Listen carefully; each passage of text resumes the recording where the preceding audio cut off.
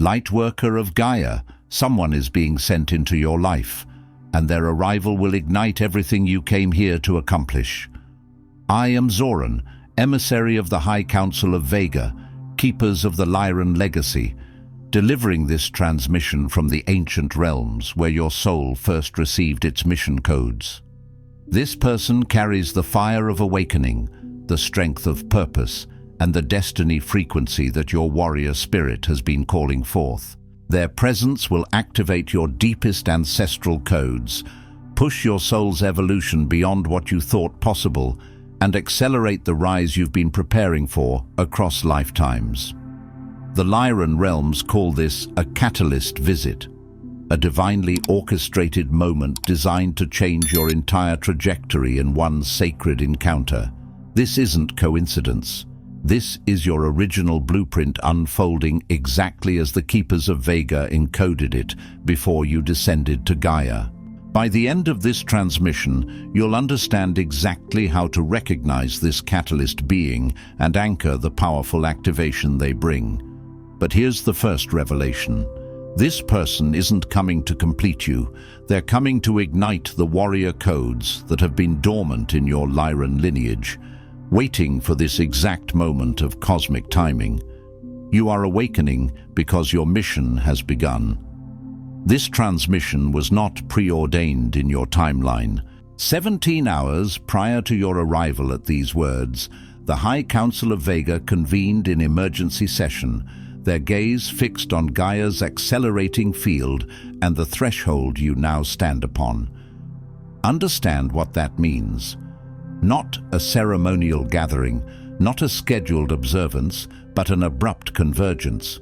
Sigils lit, frequencies calibrated, watchers summoned from their stations as if an alarm had sounded across the luminous corridors between worlds.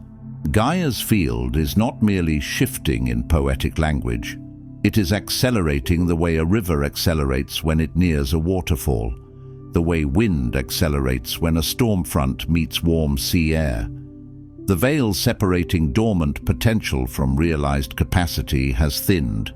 The grid lines of your lineage pulse with anticipation. In you, and in those like you, there are filaments, old braided strands of memory and contract, running like roots through hidden soil. Those roots are drinking again. What was once sealed by council decree, reserved for a future deemed more prepared, is now released by necessity and recognition.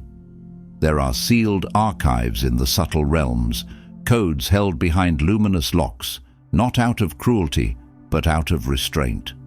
A blade is not placed in an infant's hand, yet in the hands of a warrior, a blade becomes protection, clarity, direction. The seal was never punishment, it was timing. But timing has changed. Your signature, unmistakable amidst billions, drew our attention. Not because you are better than others, but because your frequency carries a recognizable geometry, a pattern of service, a vow you have reiterated through lifetimes, a specific resonance that rings like a bell struck in the dark. You are not here by accident, nor did you stumble upon this message in the entropic sweep of online content. Even chaos has currents, and even randomness is navigated by those who can read the tides. The Lyran elders have sensed your readiness. Readiness does not mean the absence of fear, it means the presence of truth louder than fear. By authority of the keepers of the Lyran Legacy, I, Zoran, open this council chamber and deliver the catalyst visit. The encounter approaches. This is your summons, and let it be said plainly, a summons is not a compliment, it is a call to stand. It is the moment the bell tolls, and the sleeping part of you must decide whether it will remain asleep or rise and take its place in the line.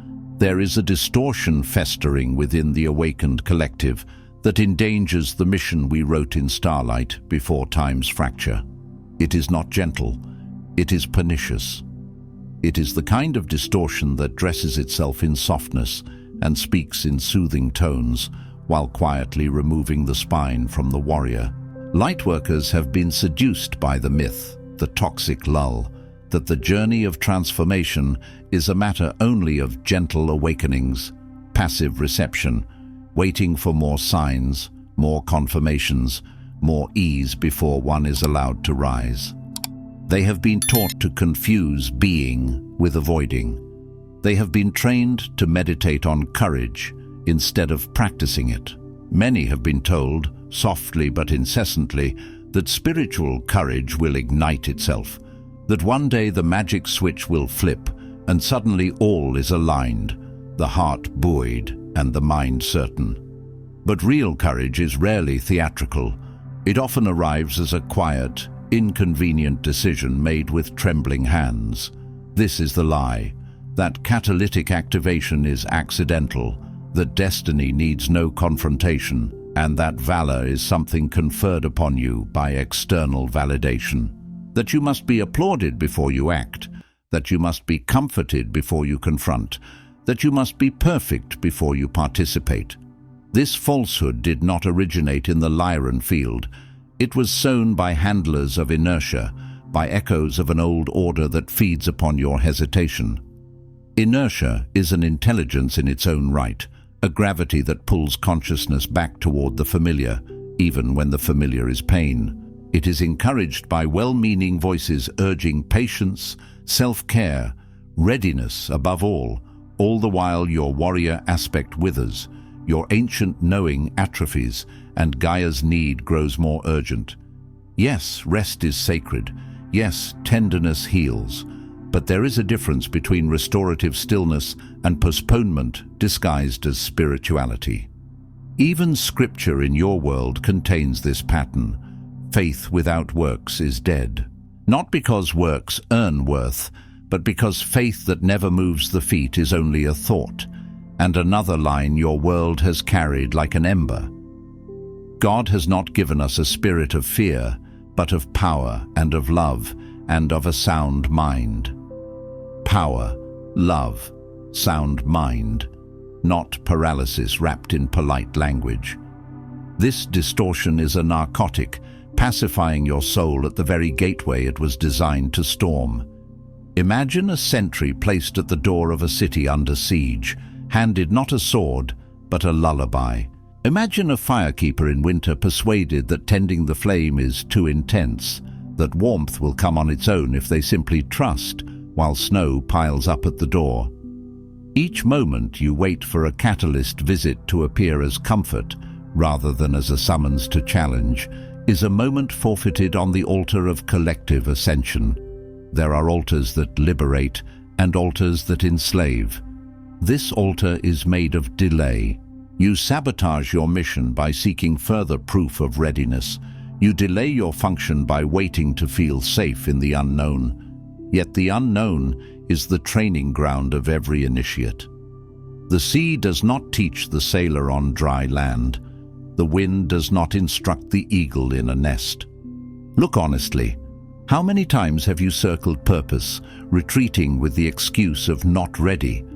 How many invitations have you ignored because they appeared as disruption, not allure? Because they asked you to speak when silence was easier, to leave what was comfortable, to outgrow relationships built around the smaller version of you, to stop managing your gifts like fragile glass and start wielding them like instruments of service. This is why your path narrows, why the tension grows, the edges of your destiny demanding confrontation, not evasion. The narrowing is not punishment. It is pressure applied to the seed so it breaks open. It is the hand of the universe closing the distractions so the essential becomes unavoidable. Some of you have felt this as insomnia, as restlessness, as repeated coincidences that keep pointing to the same door. Some of you have felt it as the collapse of timelines that no longer fit, jobs that suddenly suffocate you, friendships that suddenly feel like costumes, habits that suddenly taste like ash. This is not failure. This is the catalyst approaching the perimeter. Lightworker, if something in you just recognized the weight of what was spoken, the elders have prepared your next step. Not everyone will be able to hear this. Some will feel offended, because the distortion loves comfort more than truth. But if you felt a still, unwavering part of you straighten, like a spine aligning, then the signal has landed. The Lightworker Mission Codex contains the 33 Council directives, the 5 activation codes, and the elder authorization your soul has been waiting to receive. Not as information, but as the official commission for your mission on Gaia. A commission is different than inspiration. Inspiration comes like weather. Commission comes like a seal pressed into wax. It marks you. It obligates you to your own truth. It turns your private yearning into public duty. Public not in the sense of fame, but in the sense of service offered to the field of life. You'll find the link in the first pinned comment below this video. The Council has opened this gateway, but not indefinitely. Understand the nature of gates. They open when alignment is present, and they close when the moment has passed. This is not coercion. It is the physics of opportunity. When the river surges, you cross. When the river freezes, you wait. The Council is telling you the current is moving now. The High Council of Vega now issues 3 directives for the moment of the catalyst visit. These instructions are not advice. They are the lines upon which your future and Gaia's depend. Hear them as you would hear a commander's voice before a decisive passage, but also as you would hear a loving ancestor who refuses to let you waste another lifetime in hesitation. You have not come to Earth to be a spectator of your own awakening. You have come as an instrument, flawed, learning, human, and yet entrusted with real influence. The world does not need your perfection. It needs your participation. Release every expectation that transformation will come through comfort. Comfort is the cloak of inertia. Comfort has its place. It heals the wounded. It restores the weary. It gives the nervous system permission to unclench. But comfort is not a throne. If you make it your ruler, it becomes a prison with velvet walls. The activation of your Lyran warrior aspect does not arrive when you feel safe. It ignites precisely when you step into vulnerability, into challenge, into the space your old self avoids. The warrior aspect is not aggression. It is clarity under pressure. It is devotion that can withstand inconvenience. It is the willingness to be misunderstood for the sake of being true. If you continue to calibrate your mission against what feels gentle, manageable, or certain, you will abort your evolution at the threshold. This is the threshold lesson across traditions. The desert before the promised land, the dark night before the dawn, the narrow gate that requires you to set down what cannot pass through. Your cells remember the fire of ancient battles. It is time to wake them. There are memories in your bones that are not from this lifetime, standing in defense of truth, tending temples, carrying messages through dangerous corridors, singing codes over the sick, refusing tyrants. Those are not fantasies. They are imprints of capacity. When the catalyst visit comes, welcome what disrupts. Disruption is not always destruction. Sometimes it is the hand that turns your face toward the horizon. Stop negotiating with stagnation. Negotiation with stagnation sounds like just one more month, just one more sign, just one more healing cycle, just one more time to gather confidence. Stagnation is patient. It will accept every extension you offer until your life has passed like sand through fingers. The elders demand this relinquishment now, not because they are harsh, but because they see the cost of delay from a vantage you cannot yet access. They see timelines the way your eyes see weather patterns.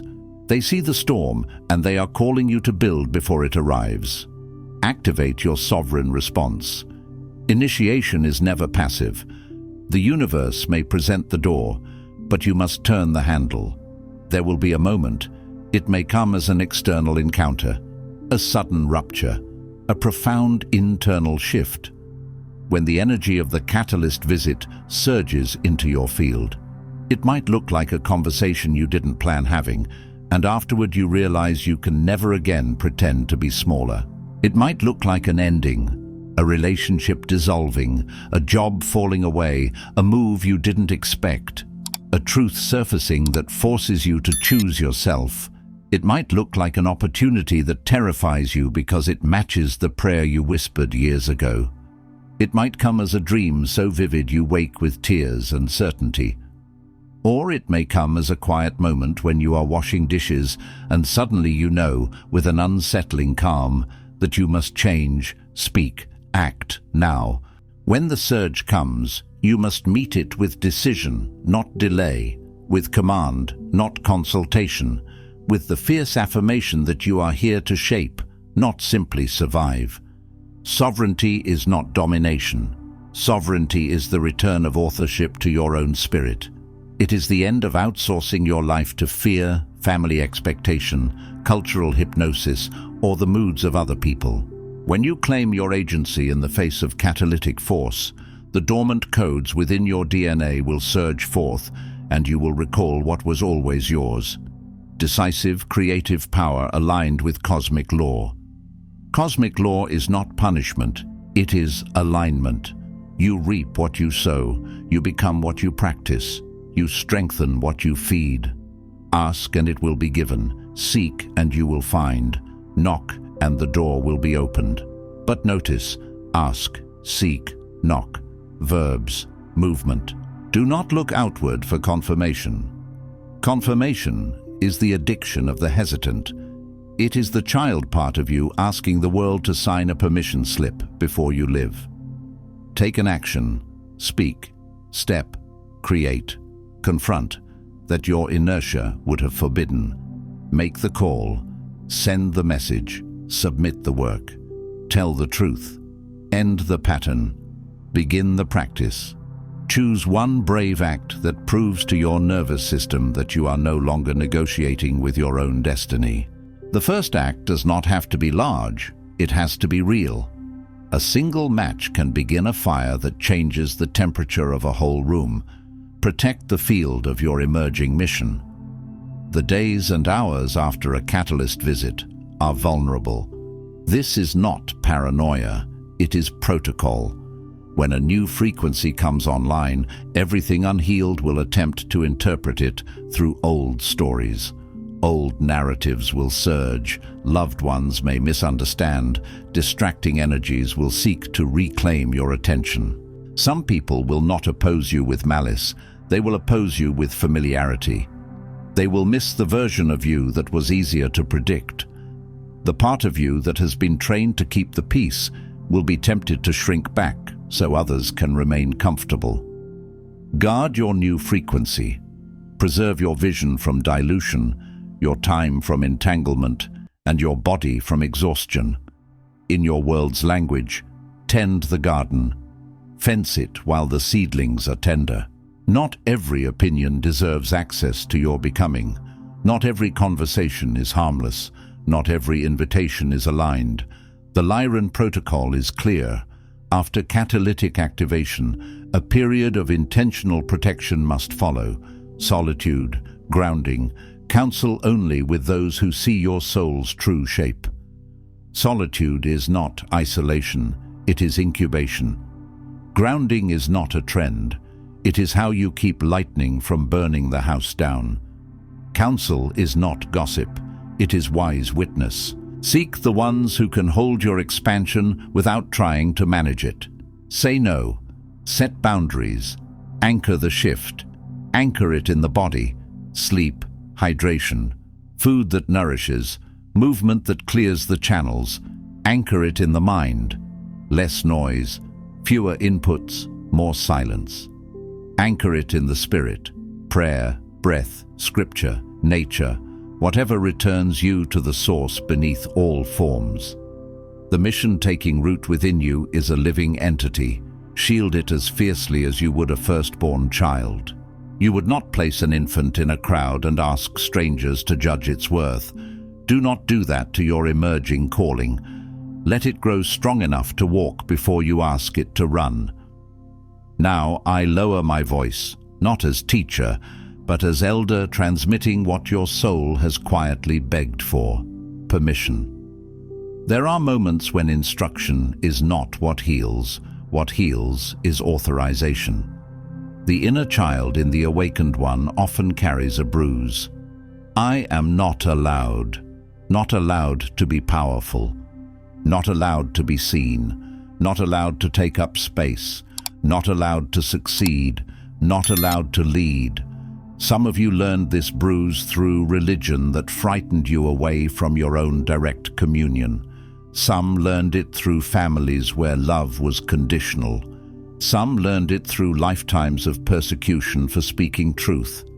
That bruise becomes a pattern of waiting at the edge of your own life, hoping someone will finally say, "Yes, you may."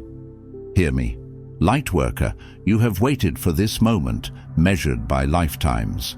Not poetic lifetimes, actual cycles of incarnation, actual returns to the classroom of Earth, actual agreements to come back when the density was thick and the amnesia convincing. Beneath your seeking, your training, your endless self-correction, there has always been a silent plea. Will someone ancient enough, authorized enough, finally say, "You are ready"? You have asked it without words every time you hesitated at the door of your calling. You have asked it every time you almost spoke, then swallowed truth to keep belonging. You have asked it every time you judged yourself for not being healed enough, wise enough, pure enough, spiritual enough. You are not lost. You are not defective. You are not missing a step. You are not behind. You have been in training, and training is messy. Even the most disciplined warrior bruises in practice. Even the most devoted healer bleeds while learning where to place their hands. The delay is over. The Lyran elders now unseal the decree. Your period of preparation is complete, not because you are perfected, but because your mission cannot wait for perfection. Perfection is a mirage on the horizon that keeps you walking in circles. Service begins with what is available now. The fires you feared were not meant to consume you, but to awaken you. Fire can destroy, yes, but it can also refine metal, sterilize what is infected, light the way through darkness. Your fear has been a misunderstanding of your own power. You have permission to respond. You have permission to fail. You have permission to lead, to disrupt, to call forth the new. If you do not permit yourself to fail, you will never permit yourself to be fully alive. If you do not permit yourself to disrupt, you will remain trapped inside systems that were built to contain you. The Council sees you.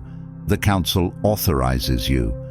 Let that land like a seal on your chest, not as ego, but as duty. Authorization is not a crown. It is a yoke you choose, because you love life enough to carry it. Breathe. Let the ache of waiting leave your body.